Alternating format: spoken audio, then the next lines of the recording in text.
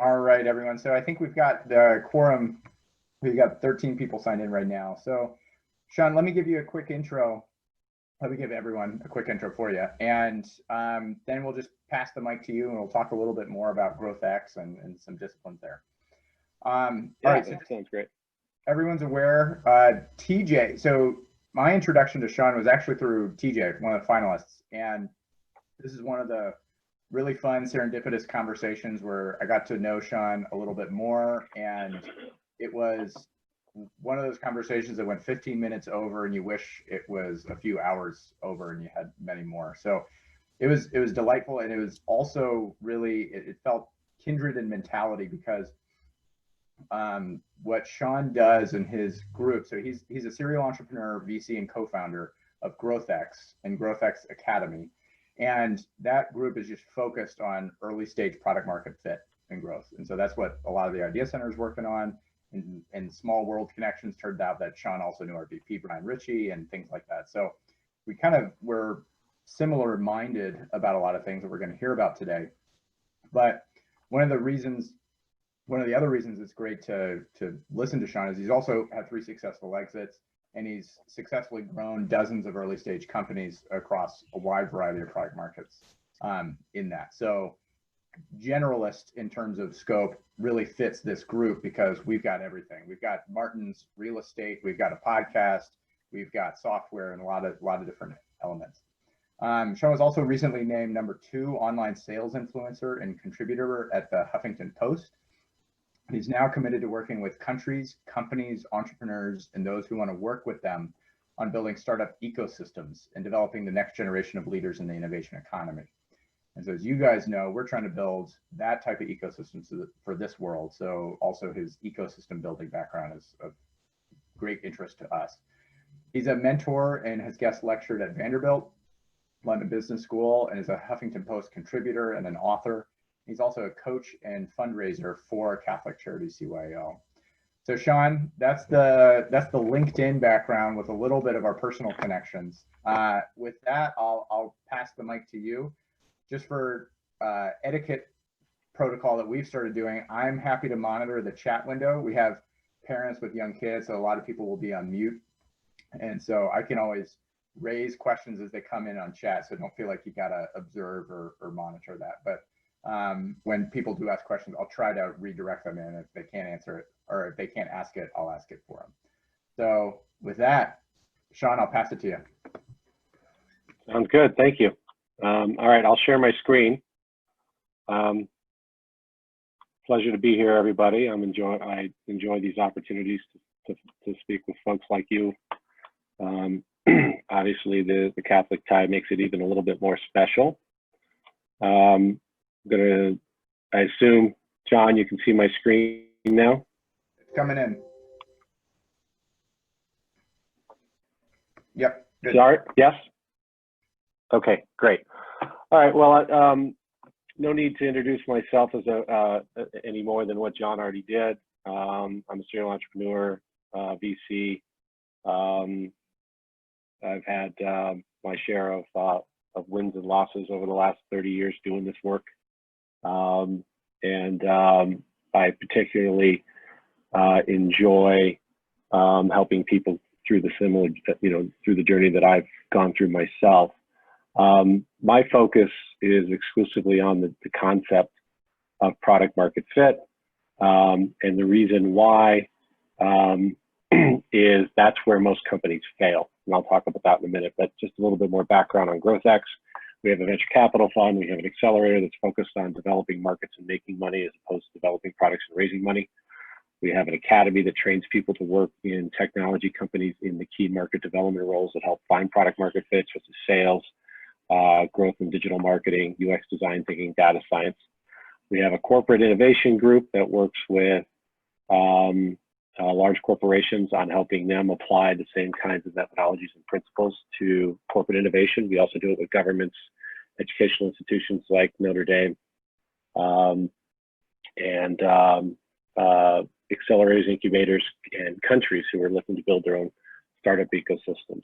The core of it all is centered around our market acceleration program and the methodology that I built about 7 years ago when we got started. And it all started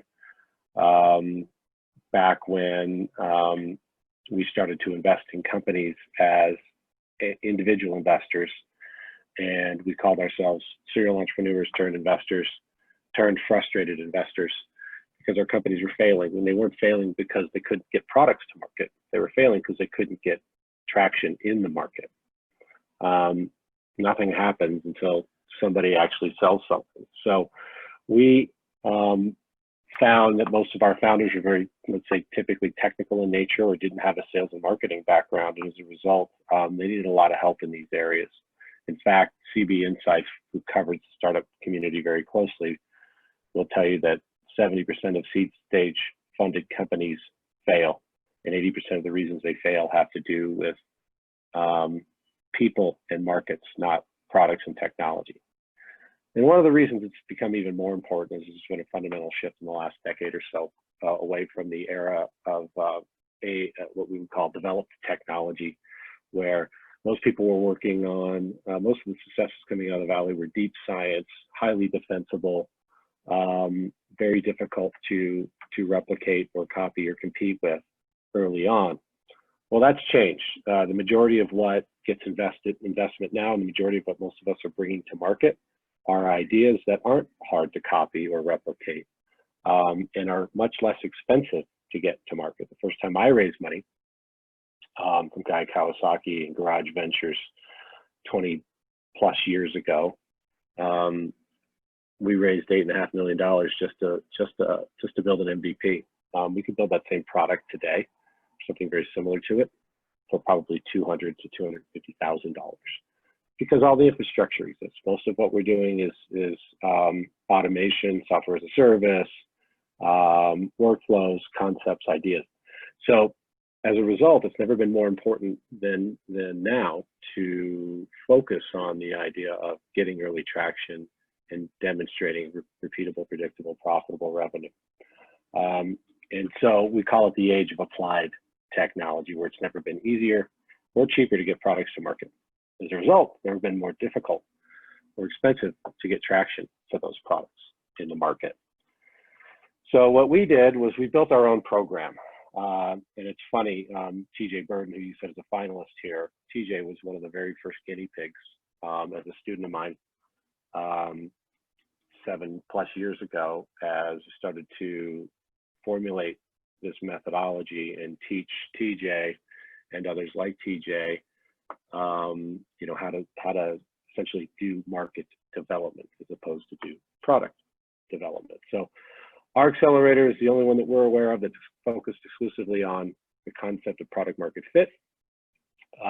Every accelerator is great. They all serve a tremendous purpose, but many of them traditionally have been very much focused, again, on developing products and raising money. Ours is very much focused on taking companies who develop the product and raised a little bit of money and helping them develop markets and make money. We now speak and license our methodology and programming to entrepreneurs and governments and accelerators and organizations that you have or have not heard of all over the world, to help them do the same thing, to change the failure rates. The purpose of our framework, which I think is the most important thing philosophically for any of you to get your head around, is there's really three things you're trying to do once you've actually got a product ready to take to market.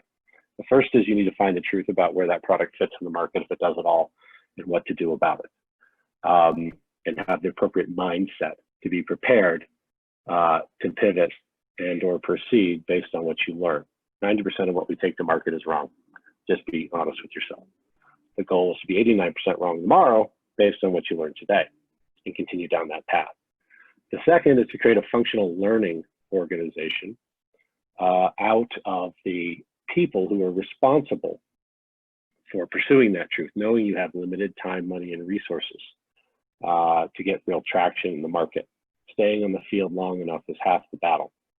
So how do you accelerate that function? And how do you create a functional learning organization, I call it, not a culture of learning, but a function, where you have someone or some team responsible for going to market, collecting the feedback, seeking the time and truth, of the market in a way that allows you to build something that solves a real deep problem in a valuable way. And then the third is to demonstrate that predictable, scalable, and profitable revenue is achievable in those markets. Can you show a unit economic that allows you to get more resources to continue to grow and scale, even if you aren't profitable out of the gate, if you can show a path to that profitability? That's the ultimate measure of whether or not you can build something sustainable. And this applies for nonprofits as well. In fact, people always ask me, does this matter? You know, how does this apply to B2C versus B2B versus marketplaces versus hardware, software, services, products, technology, or consumer package? It doesn't really matter, and even nonprofits. The reason is that it's all at this stage what we call H to H. It's human to human. It's a learning framework that helps you get where you want to go faster. These practices are not unique and new. They are just organized and structured, highly structured in a way that allows you to ask the right questions in the appropriate order, to seek the appropriate answers, to determine what to do next. It's very data-driven. But most of the data that you collect is very much offline data. It's in that human-to-human interaction. You have to take those unstructured experiences and turn them into structured, actionable solutions that solve real problems in a repeatable way. So products and markets are unique, but the path to product market fit is not. You all have to do the same things. So we take what we call a milestone-based approach. There's 3 milestones associated with our framework. The first is what we call our market foundation discovery milestone. And we'll talk about those 2 aspects first. Then we go into what we call our market messaging and outreach, and then into market results. So I'll give you an overview of how this looks. And I want you to pay close attention to the structure. Within a milestone, you have a stage. And within that stage, you have 3 key aspects. You have a goal, which is what you want to accomplish. You have the focus areas, which is what you need to be able to do to accomplish that goal. And then the third is outcomes. How do I know I accomplished it? And how do you do that if the ultimate measure at this stage isn't always revenue? It's not, it's learning, because that learning will lead to the revenue. So know that as you go through these exercises, they're structured in that way for that very specific reason. The goal in resource review, which is the first thing we always do, because why? Because if you don't have the resources to execute, you're not going to succeed anyway, number one. And number two, if you don't create an achievable market milestone for yourself, you're not going to hit an achievable market milestone, and that could be very damaging to your efforts as well, both morally as well as financially. And let's say emotionally, which is really important. So the first goal is to create a roadmap of the people, processes, and technologies necessary to create and support that functional learning effort. What roles do people play? Who sits on the product side of the business? Who sits on the market side of the business? What's their expertise? How are they spending their time? What capital do you have? How are you allocating that capital? What networks are you a part of that you have access to, et cetera. So we do an exercise of resource review, mapping, and planning.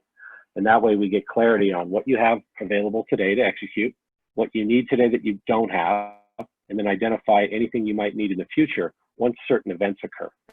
Things like, what if I get my first 3 customers?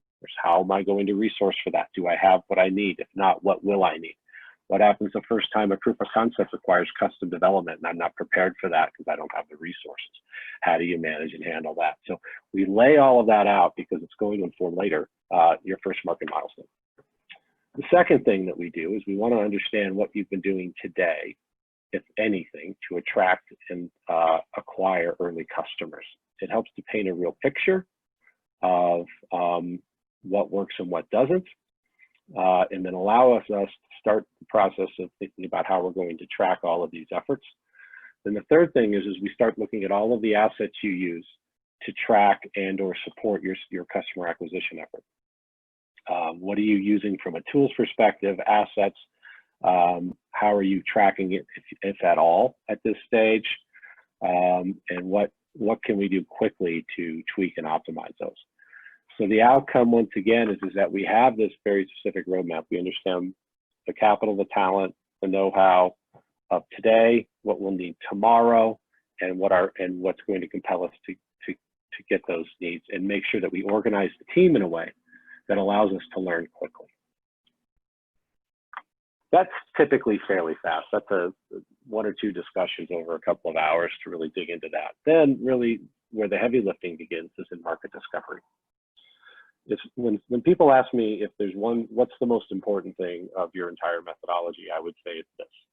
It's discovering what your first initial customer profile is going to look like, because you're going to point all of your resources towards identifying, attracting, and acquiring those initial customers under a profile that you develop for proof of concept, so that you can get yourself where you need to go. And if you have a history of some of this, that's fantastic. The more history you have, the easier and faster it is for us to get to that initial customer profile. So the goal of the whole market discovery process is we want to understand the customer life cycle. For your business, for example, does it take 6 months on average to get a customer to make a decision? Or does it take 12? Or does it take 6 minutes or 6 weeks? How do we allocate resources towards that effort? What does the industry charge for those things? What's the market demand and need?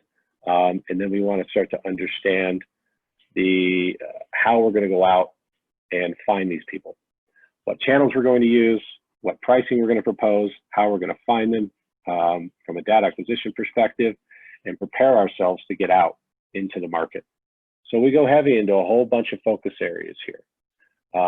Then we want to come out with that prioritized map of the current customer cycles and a deep understanding of who our what we call our Mr. Right Now customer, not our Mr. Right is, because your customer profile will change over time.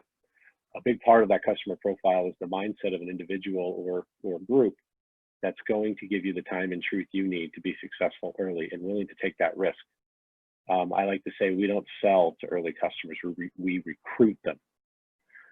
We recruit people who share our vision for what their world should look like if we are successful together, who also understand our current reality and are willing, as I said earlier, to give us the time and truth we need to learn together. So our focus areas. First thing we do is current account mapping and pipeline review, from your oldest customer to your newest customer, to the people at the bottom of your sales funnel, opportunity funnel, all the way up to the top of it.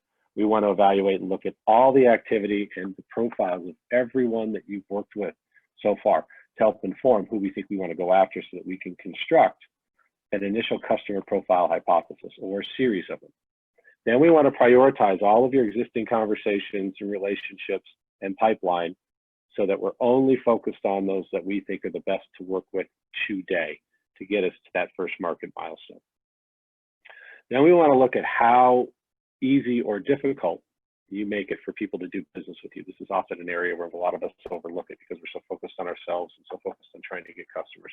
We don't think about how hard or easy we make it for people to do business with us. Don't forget, customers want less work, not more. And your job is to make it as easy as possible for them to say yes. Then we want to look at how you charge, or how you think you might charge, and how your competition charges, and how, most importantly, your current customer is paying to solve the problem that you claim to solve for them today. Because we want to sell to people the way they're used to buying, and we want to charge the way they're used to budgeting, because those are two of the major hurdles that occur in trying to get early traction. Then after that, we define an overall customer acquisition strategy. How are we going to go out and find these folks, attract them? What channels are we going to use? Where are we going to build our list of these folks if we need to? And then we have this prioritized map of who we're going to go after, how long we think it's going to take, and then a deep understanding, we think, of what our initial customer is going to look like, and how we're going to eventually get to a unit economic, what we call a CAC LTV ratio, cost to acquire customers over lifetime value, that allows us to achieve the third objective of MXP, which is finding profitability. And then out of that, we create that market milestone. that says in the first, say, based on your customer life cycle over that timeline, we're going to set a goal to an organizational objective to get a certain number of customers in this profile with these kinds of criteria, and go recruit them to work with us so that by the time we're done, we should have referenceability and a reason to raise more money if we need to. So at the end of the first milestone, these are the things you need to know. What resources you may need to test and execute on the idea, who that initial customer looks like, how to prioritize for learning and eventually growth, where to find them, what your proposed pricing model and acquisition strategy will be for the first test, what channels you're going to use to reach out to them, what that initial market milestone looks like, and how you're going to find them. So at the end of milestone 1, we should be prepared now to start building what we call market messaging. And we don't just do market messaging for the purpose of the general objective of building a brand and a story and a narrative and all of that. What we're doing is building a specific kind of messaging that's dedicated to the objective of trying to get people to tell us the truth and give us their time right now. And that's what market messaging and outreach is all about. So we start with messaging, then we go into instrumentation, which allows us to track, and then we start building and running test campaigns to start talking to these folks. Sean, so the goal that I have, are you willing to share these slides after the session? Yeah, absolutely. Okay. Mm-hmm. I thought I already may have sent this to you, John, but if I didn't, that's fine. I'll shoot it over. I think you did. I'm just brain already on it. Mm-hmm. So the goal here is to develop an initial messaging hypothesis that's designed to attract that initial customer. Then you build a market message map that says, for this kind of customer across this kind of channel and medium and format, this is the kind of message and tools that we're going to use. So again, it's very different in a cold email than it is from a, from a Facebook ad, or from a phone call, or from what used to be a live interaction at the in-person conference, or whatever it might be. Then the way that we go about doing that is we conduct customer interviews with your earliest and oldest customers or relationships with people who might be in that. We strongly suggest getting third-party UX designers and user interview experts to do these, to find out who these folks are, why they bought from you, what value they think they got from it, where they see the differentiation. And I can tell you that one of the primary reasons these companies fail is lack of differentiation in the marketplace. People don't see anything unique or novel about what you're doing, they won't change. And your number one competitor is not some other company. Your number one competitor is their unwillingness to change. So to create change, you have to create unique value propositions that show what you do for someone that's very different, and unique selling propositions that show how you do it, that makes it different. And then ultimately you have to remove all the barriers to change, to make it really easy, as I said, make it stupid easy for them to do business with you.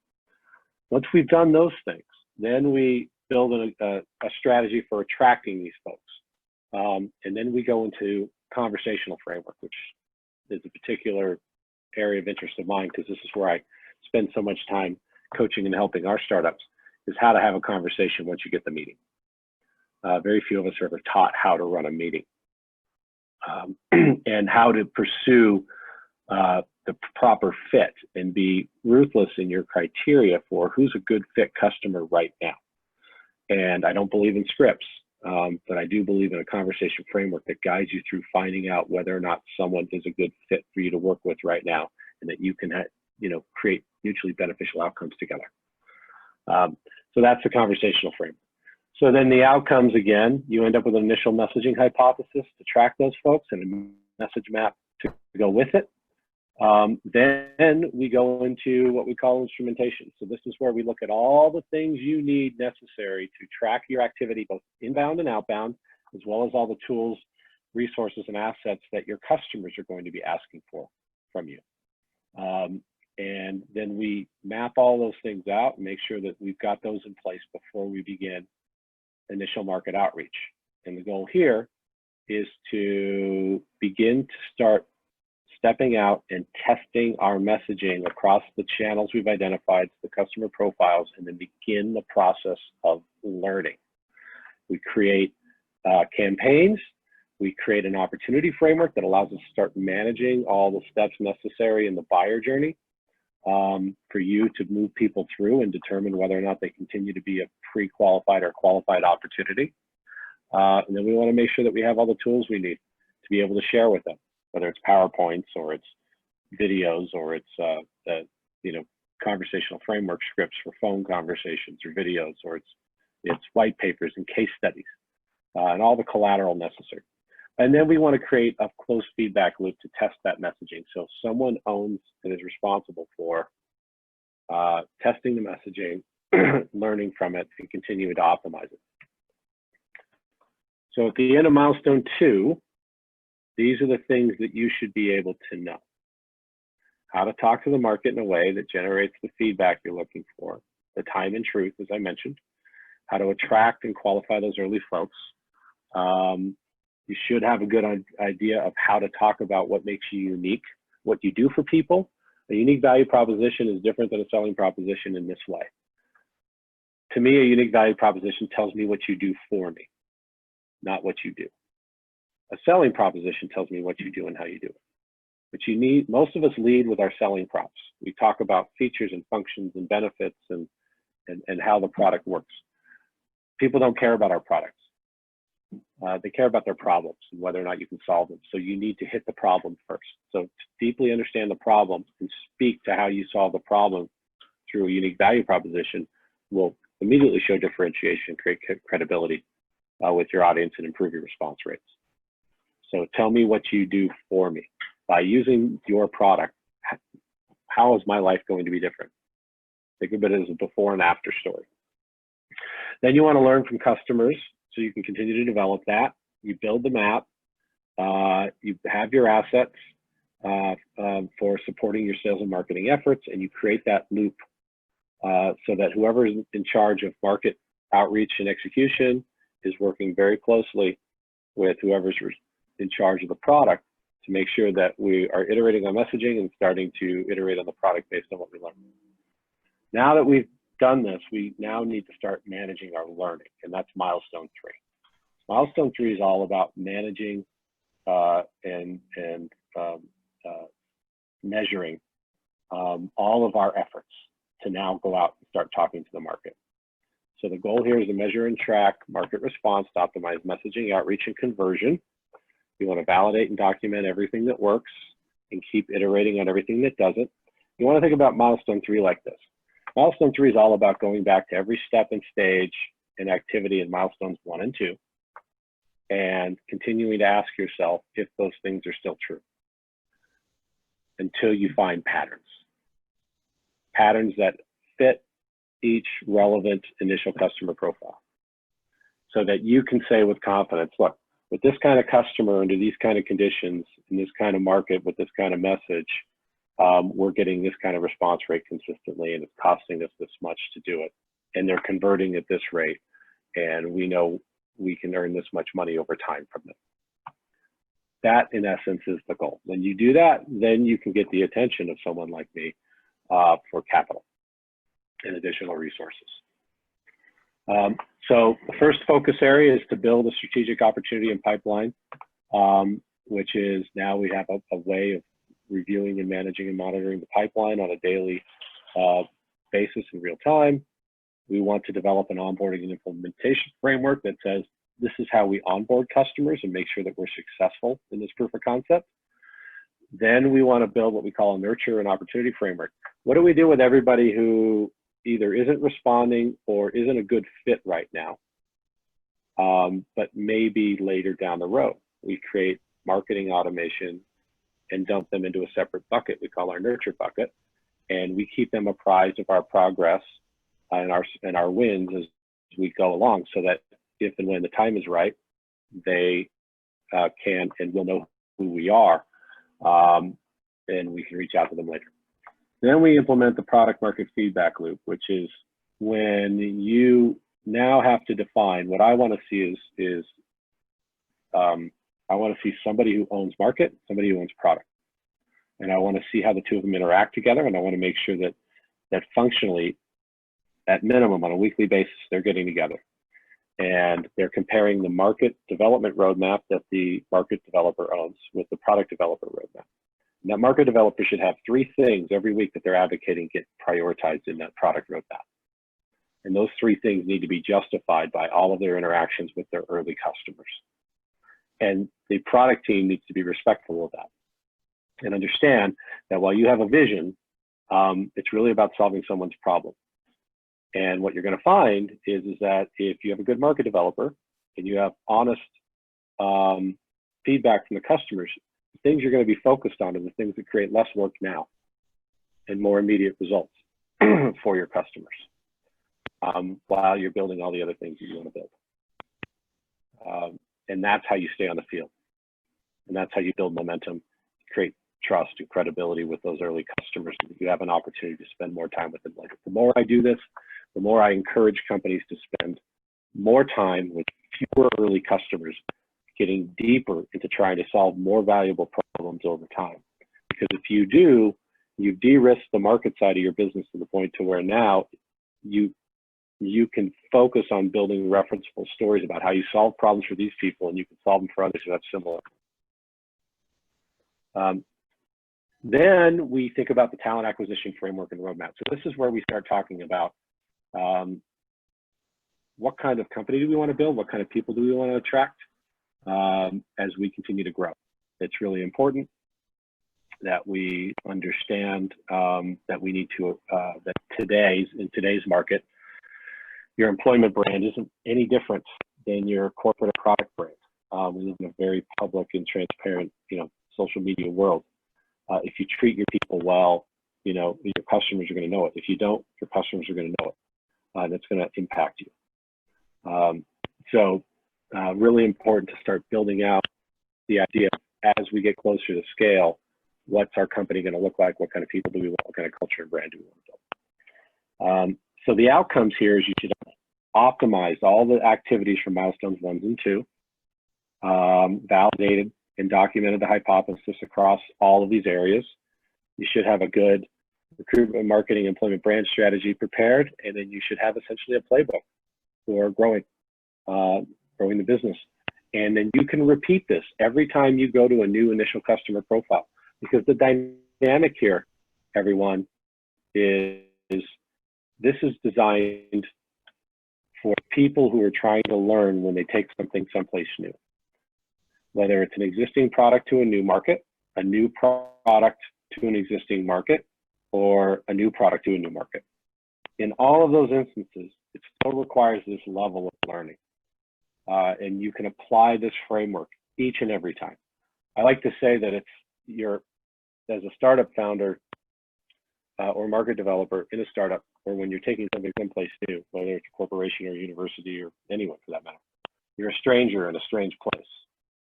With a strange offering, asking other strangers to do strange things with you. And it's think about it, it's a very different dynamic than when you're a familiar person with a familiar offering, going to a familiar market, talking to familiar people. So the whole dynamic is different. And so you have to be prepared for that. So anyway, at the end of milestone 3, you should know how to successfully run a functional learning plan, measure and manage market response at scale, how to validate each step across all 3 milestones. You should know what messaging is working for each use case by channel and format. You should know and have some conversion rates, customer data, and numbers that show you how this is working as you go through an entire market development life cycle, from identification of a customer to the onboarding of the growth of a customer. You should know how to scale and outbound in the conversion rates, the team to support it. You should have good on the brand, and you should know how to support repeatable, predictable, scalable growth. Excuse me.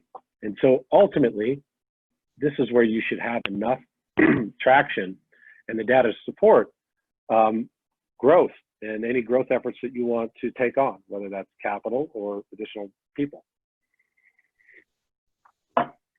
Finally, excuse me, people always ask me, how long does this take? The answer is, I don't know. There's so much that goes in to finding product market fit, and it's not up to you. It's partially up to you. If you execute this framework well, I promise you 3 things. I promise you'll find the truth. I promise you'll learn how to learn, and I promise that you'll find a path to some measure of a predictable, profitable business. It may not be the one you started with. In fact, I think it's 50% of the time successful funded startups pivot at least once, and a third they pivot at least twice. So, you know, I'm not a math major, but most companies have to pivot. So you need to be prepared for that. We've had companies go through this in, you know, 6 months, and we've had others that are still in it 3 years later. But I view it as an iterative, ongoing way of doing business more than anything else. Because as I said, the dynamic of taking something someplace new is what it's all about.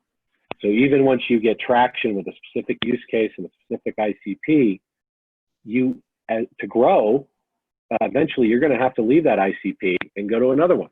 And you're going to need to repeat the process because the use case won't be identical. They rarely are. So at the end of the day, I think everyone's focus needs to be on the market side of the business and getting early customers and traction, because that answers most of the investors' questions for them. Because if there's people willing to pay you in a profitable way for what you're doing, you're demonstrating real value. And we can open it up for questions, John. Great. All right. Jessica, Karina, you asked the first question, but that was also on one, the response was, I don't know. So Karina, you already got that one in. But why don't you follow up? Jessica, can you go off mute? Oh, yes. Can you hear me? Yeah, can you just share just a sentence or two about who you are, what you're doing, and then do the question? For sure. I'm working with Martin here in San Francisco, born and raised here, and yeah, helping with his houses of discernment.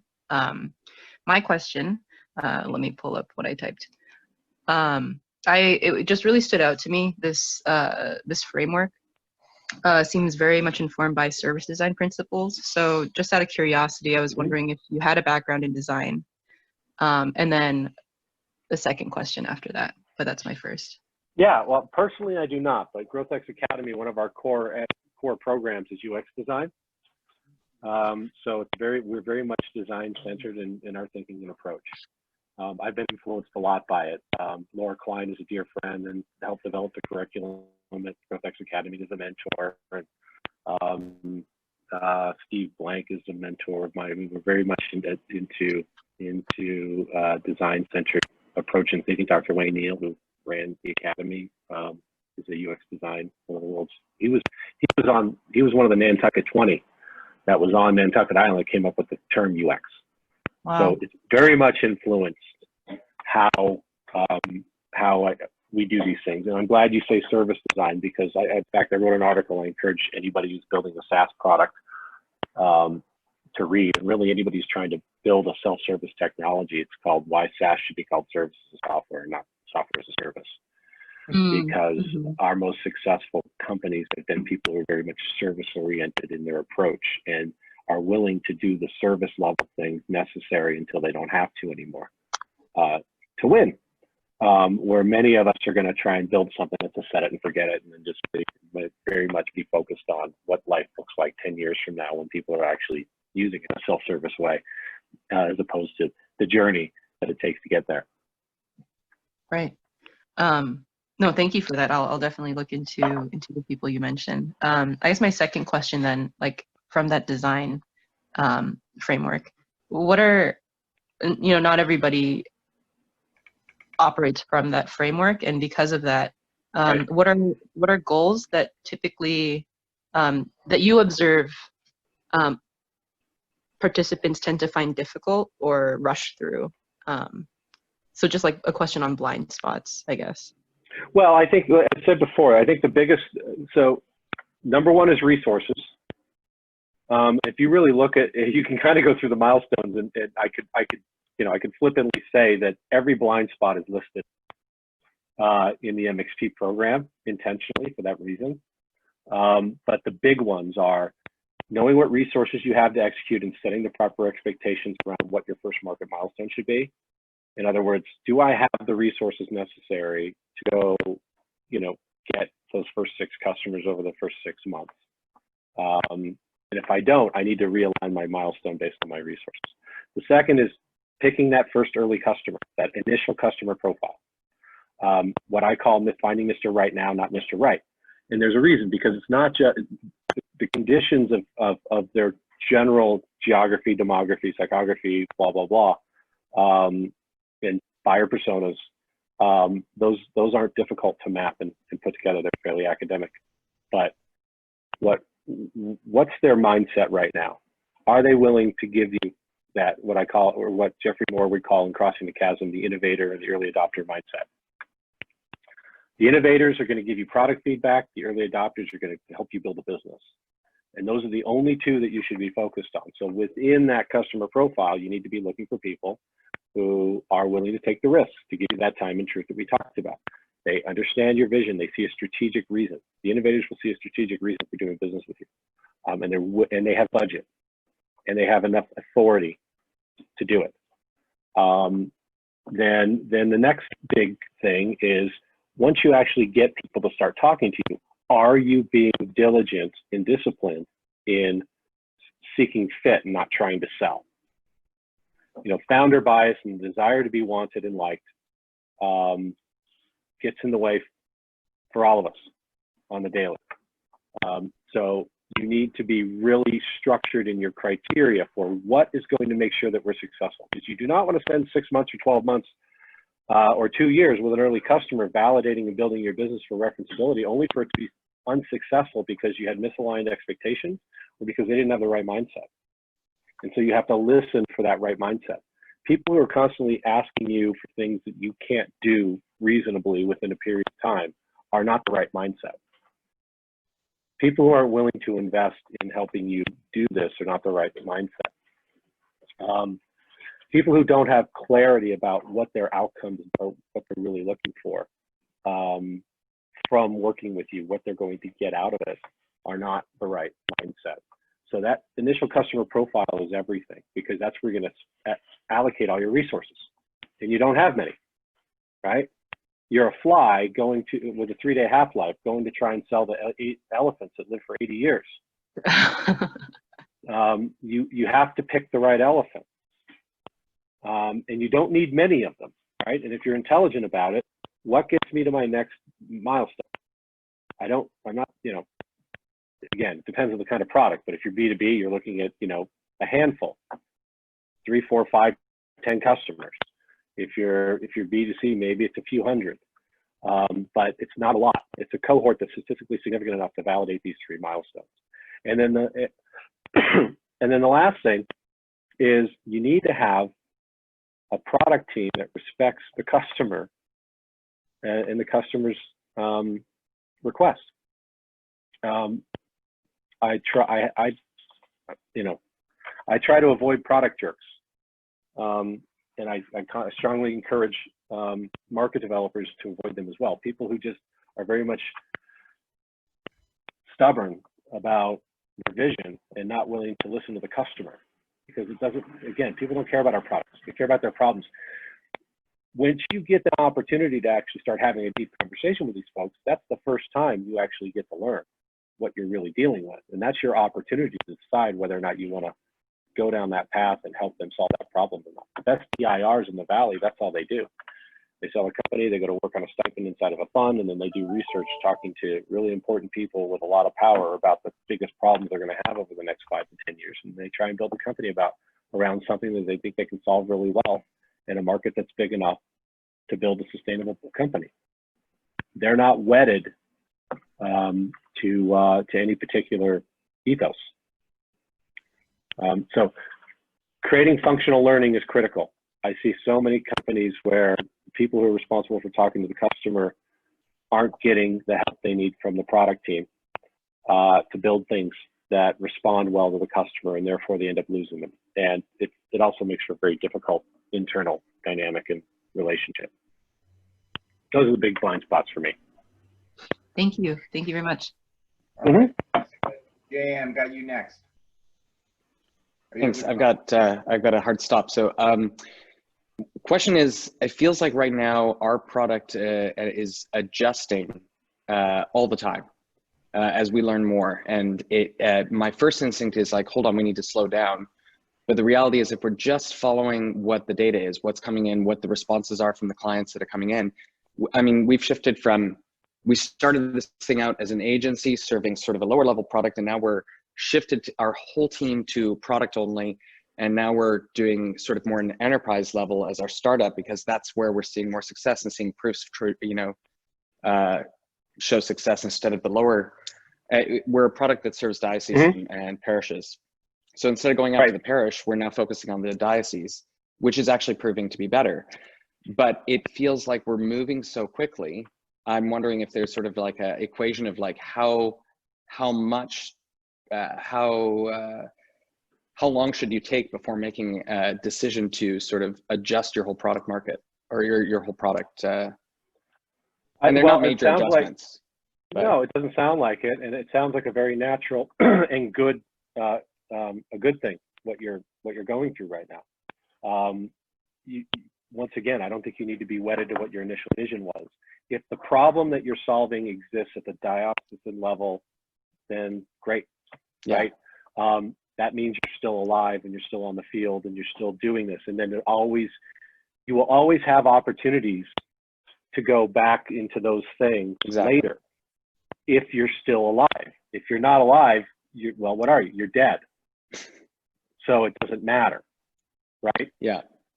So part of this is like, it's sort of like where I am in my life. Like my thing now is like, I want to do the things that help me give back to the world at scale, right? Like I want to use my superpowers to give back to the world and help as many people as I can.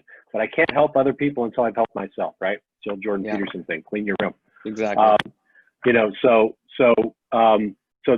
you are creating a platform or an environment so that you can help more people later through what you're doing now.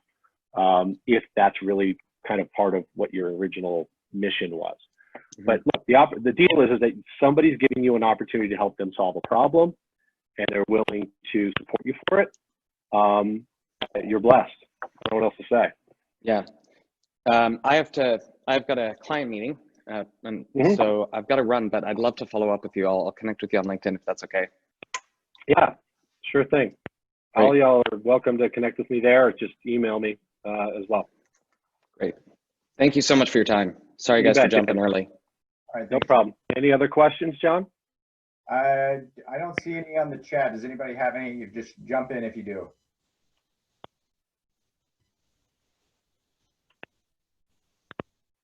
Sean, hearing none. Thank you. Awesome. Awesome. There's a none here? What? No, hearing no more questions. Okay, I always get scared when the nuns come into the room. Just kidding. We have a priest sometimes on it, but I think he's a hard drinking one, so it's okay. That's a redundant statement. Good. Okay. Well, if there's anything else anybody has, let me know. Otherwise, I hope you all enjoyed it, and I hope you got something from it. Awesome, Sean. So what we will do now is I'll let anybody who wants to leave, but we always stick around, and a few people say, I got this out of it, I got this out of it. That turns into notes we have for a one-pager. You are welcome to hear if it resonated with anybody and hear what they say. But otherwise, Sean, thank you so much. No, it's my pleasure, guys. Send me the notes. I'd love to see them. Feedback is a gift. Wonderful. All right, guys. I'll give you just a few seconds, and then I'll start calling on people for feedback. Thanks. I'll get you the deck now. I'll send it over. Okay. Thanks, Sean. You bet. Bye.